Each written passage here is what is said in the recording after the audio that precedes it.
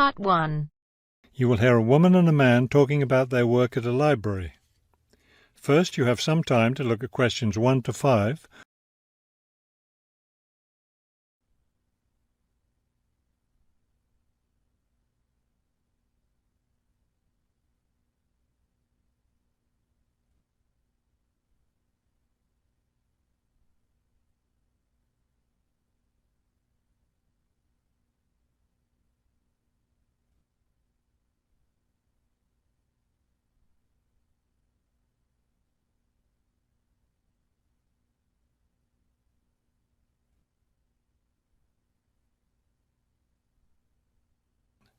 Now we shall begin. You should answer the questions as you listen, because you will not hear the recording a second time. Listen carefully and answer questions 1 to 5. Hello, I'm Mrs. Phillips, the head librarian. You're the new library assistant, aren't you? Yes, I'm Robert Haskell, but please call me Bob. All right, Bob. Let me take a few minutes to explain how the library works and what your duties will be. First, the library opens at 8:30 in the morning, so naturally we expect you to be here and ready to work by then. Of course. And you can go home at 4:30 when the library closes. Now, let me explain where everything's kept. It looks like here on the ground floor is where the reference books are. Yes, that's right. Up on the second floor is where the adult collection is, both fiction and non-fiction. And the children's books are there too, aren't they? I thought I saw them in the room by the stairway. No, those are magazines and newspapers for adults. Children's books are up one more flight on the third floor. We'll take a look at them later. Let me show you how we organize our work. Do you see that brown book cart over there? The one by the door? Yes, that one. Those books have been checked in and need to go back on the shelves. Okay, so the brown book cart has books to reshelve. What about this black cart by the desk? Those books have torn pages or damaged covers. They're all books that need to be repaired. Okay, I know how to do a lot of that. I'm pretty good at mending torn pages and covers. That's great, because we really need help with that. And that white cart in the corner, what are those books for? Those are old books that we've taken off the shelves to make room for new ones. We sell them as used books to raise money for the library. So they're all ready to sell? Yes, that's right. So now you know what to do with the books in the carts. Let's talk about our activities schedule.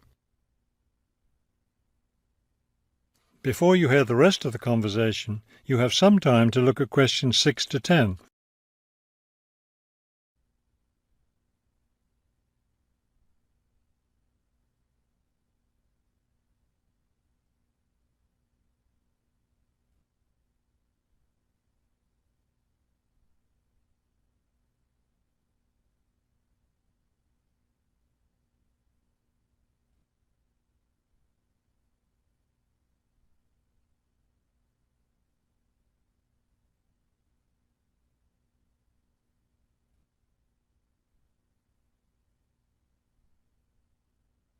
Now listen and answer questions 6 to 10. I understand this library has a number of interesting activities every week. Yes, our activities are quite popular. The most popular one is story time for the children. Do a lot of children show up for that? Yes, a good many. It takes place in the children's room on Thursday mornings at 11. Isn't there a family movie night too? Yes, but it's not at night anymore. We used to have family movies on Fridays when the library is open until 9, but now we have a different activity at that time, so we had to switch family movies to the weekend, Saturday afternoon. How much do you charge for the movies? They're all free. The movie always starts at 2:30 in the reference room, but you don't have to worry about that since you don't work on weekends. And what takes place on Friday evenings? We've just started a weekly lecture series. We have a different speaker every week, and the lectures cover all different kinds of topics. That sounds like something I'd be interested in attending. Good, because we'll need your help with that. You'll be working Friday evenings, and one of your duties will be to set up the meeting room on the first floor for the lecture. What time will you need that done? Let's say by 6:15. The lecture starts at 6:30, and the room needs to be ready well ahead of time. A lot of people arrive early. Maybe I should have the room ready by 6? That wouldn't be a bad idea. Okay, why don't I take you upstairs and show you the rest of the collection? That is the end of part 1. You now have half a minute to check your answers.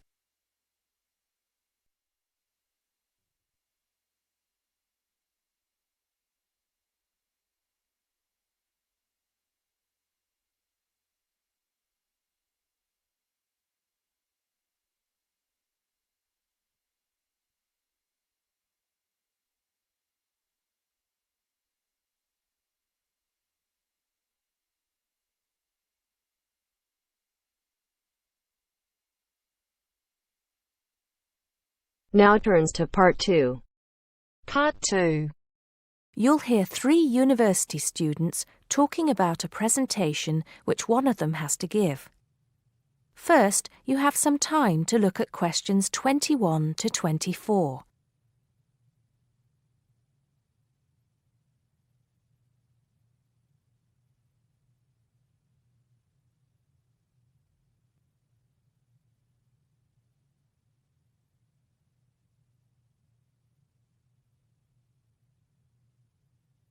First, look at questions 11 to 14.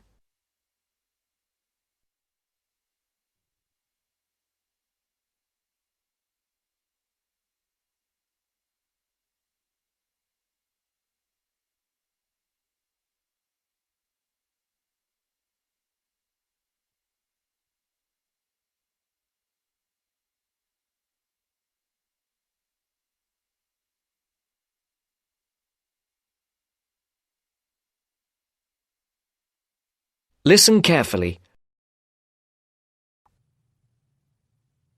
Hi, Joe. Hi, Isabel. Hi, Paul. Oh, hi, Paul. I've heard you've been stressing out about your presentation on art. I am. Are you still going to talk about the different types of art? Yes. Well, I was planning to, but there's so much stuff on the subject that I'm finding it difficult to put it all into one short presentation. Huh? I usually have the opposite problem. There's nothing worse than going blank, forgetting your words in front of a group of people. Well, the problem is that I don't know how to organize what I want to say in the presentation. Well, you know everything there is to know about the subject. It's just a question of selecting what you want to talk about.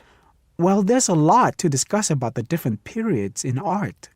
That's a good way to start. Then you can bring in how specific types of art were popular in each period. Yes, like how sculpture was popular in the classical period and paintings were popular in the Renaissance period. And how now a wide variety of media are used to create modern art. As long as you keep it concise, because it's a large area, there's so many periods and movements in art, and you don't want to just list them one by one. I agree. An explanation of the movements and periods in art wouldn't be too long. You're right. I need to just pick out some key points. Just mention the periods quickly so that I can move on to the real topic of the presentation. Yes, the variety of art, like sculpture, paintings, installations. I have an idea. Why don't you prepare a timeline to show to the class? That would be a nice visual, and it would focus your ideas so you don't get too sidetracked. Great idea. It would certainly cut down on time. Right then, where are we? You'll begin with a very short introduction to the historical periods of art. Then, you'll talk about popular types of art within these periods. That's sorted. Maybe you could also mention some key works of art in each period, like the Venus de Milo statue or the Scream by Edvard Munch, and give some interesting facts on them. That's not a bad idea, because it does give people a frame of reference when I talk about specific kinds of art. After giving a historical context, I should really talk about different forms of art, shouldn't I?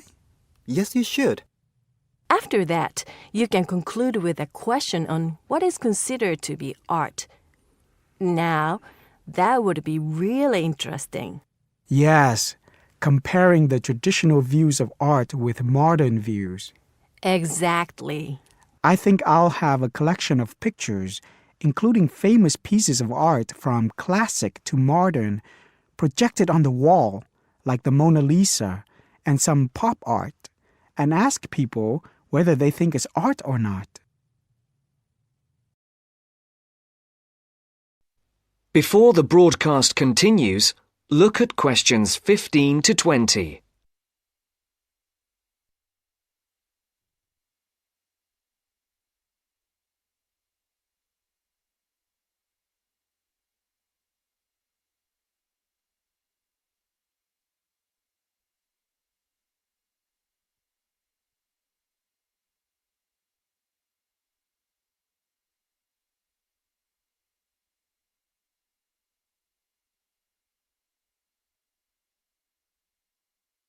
You will now listen to the second part of the talk.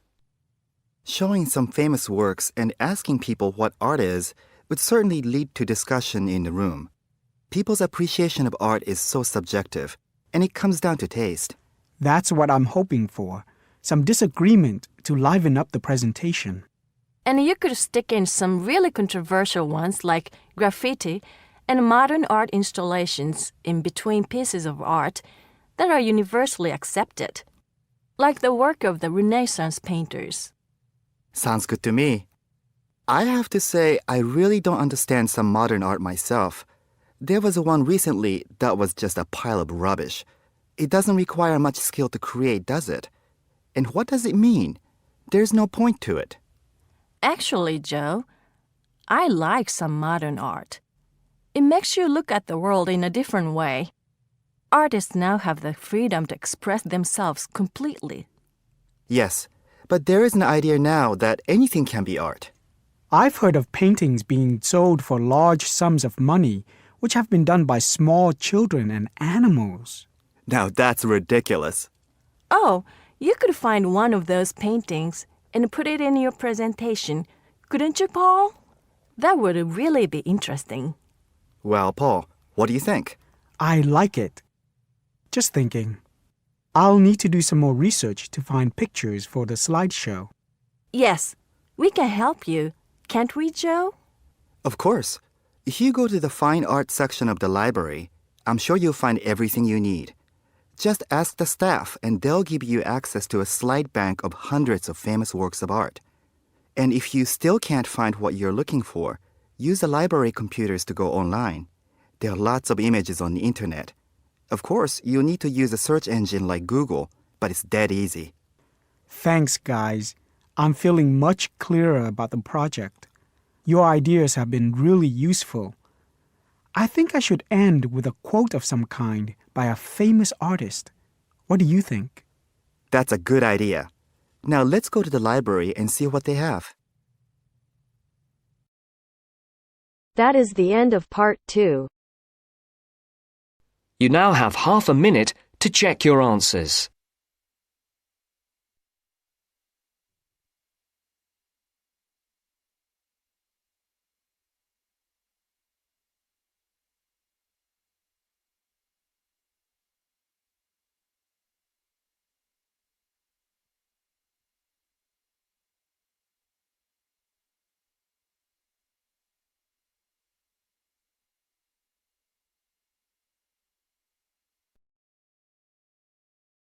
Now turns to part 3. Part 3. You will hear a reporter talking on the radio about old racing cars. First, you have some time to look at questions 21 to 26.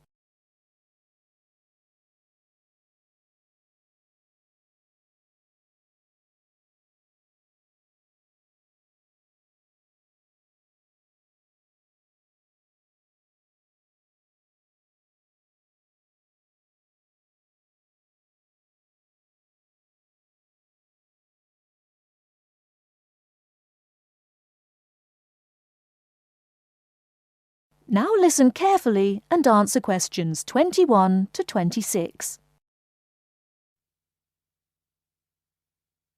The Goodwood Museum is currently celebrating some of the most extravagant types of car design in its Festival of Speed. Here's our reporter, Vincent Freed, who's on site to tell us about some of the cars on display. Well, here I am, standing in front of one of the most prestigious cars ever built, the Duesenberg. A fantastically expensive, luxurious car built in the early part of the 20th century and bearing all the glamorous qualities of the Jazz Age. How many were there? Well, only 473 Duesenberg J-types were ever built, and the model here is one of the rarest. Each had a short 125-inch chassis or framework, and the body was always in the form of an open two-seater.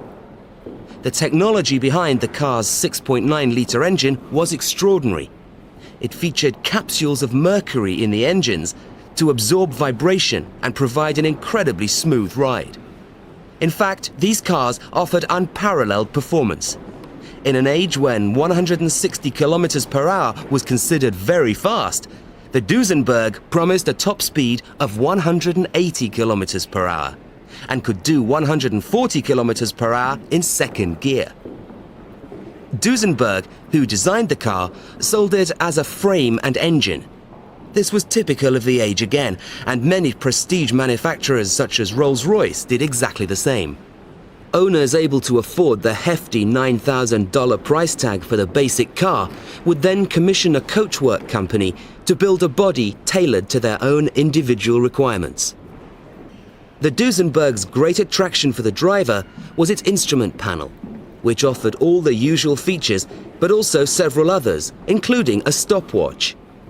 It was the Duesenberg's technology that lay behind its success as a racing car, and they dominated the American racing scene in the 1920s, winning the Indianapolis Grand Prix in 1924, 25, and 27. Before you hear the rest of the talk, you have some time to look at questions 27 to 30.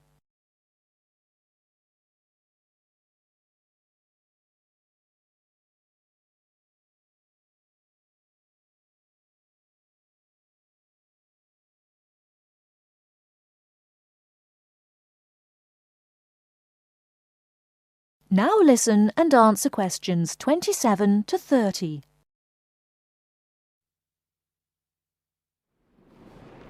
On to another celebrity, the 1922 Leia Helica. Only 30 of these French propeller cars were built, and the model here at Goodwood, which was the fourth to be made, is thought to be the only surviving example still capable of running. The brains behind this car was Marcel Leia, who was an aviation pioneer first and foremost, and the influence of flying is quite apparent in the car. The Leia very strongly resembles a light aircraft with its front propeller, but in this case, it's minus any wings, of course. It's quite odd to think that this car was whirring through France just as the Duesenberg was blasting down roads at 160 kilometers per hour across the Atlantic.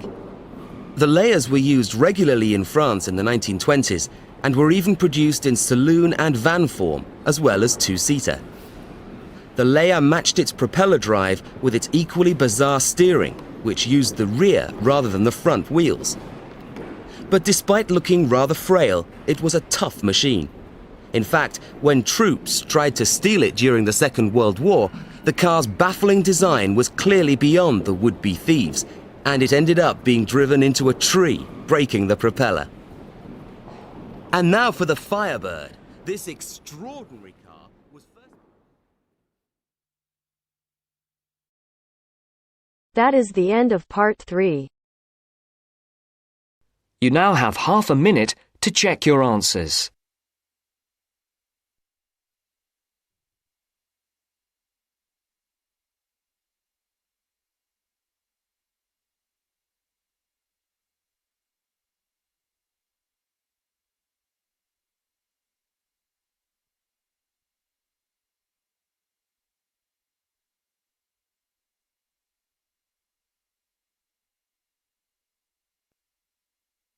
Now turns to part 4. Part 4. You'll hear a man giving a lecture on nuclear fusion. First, you have some time to look at questions 31 to 33.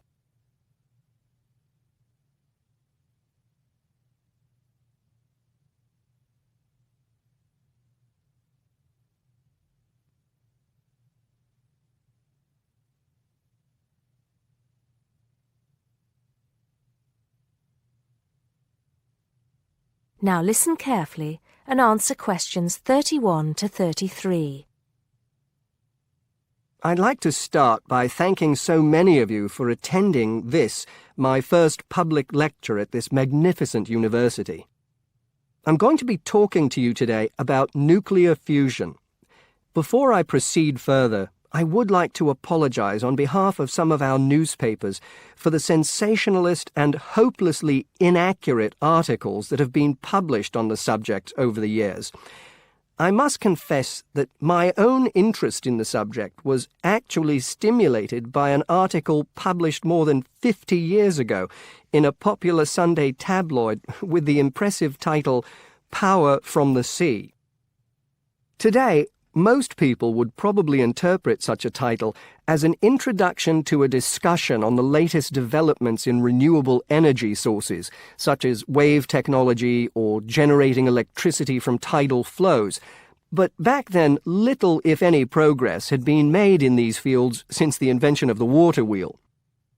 As I recall, following coverage of the opening of the world's first commercial nuclear power station, more than 50 years ago now, at Calder Hall in 1956, the article promised that we would have limitless, almost free electricity within 10 years. It claimed that we could do this using an isotope of water, deuterium, from the sea. This would be used in reactors to combine simple molecules of hydrogen to form helium, releasing energy in the process. Of course, this is different from the process of nuclear fission, which today's nuclear reactors use. I wouldn't like to say that the article I read as a boy was totally inaccurate. It's true that the concept of producing energy from nuclear fusion, essentially reproducing the reactions by which our sun and other stars produce energy, depends on fusing atoms of hydrogen, but the timescale suggested was hopelessly wrong. To this day, despite some very embarrassing false claims from scientists who should have known better, we have not been able to produce energy from nuclear fusion in a controllable way. Let me make clear what I mean by this statement, before some journalist in the audience gets hold of the wrong end of the stick. Yes, we have been able to fuse hydrogen atoms to produce helium and a release of energy, but the balance account has always been negative. We've always had to put more energy into the reaction than we've ever succeeded in getting out. We know the theory works, but we still do not know if we can get fusion to work for us and solve the problem of our energy needs. Before you hear the rest of the talk, you have some time to look at questions 34 to 40.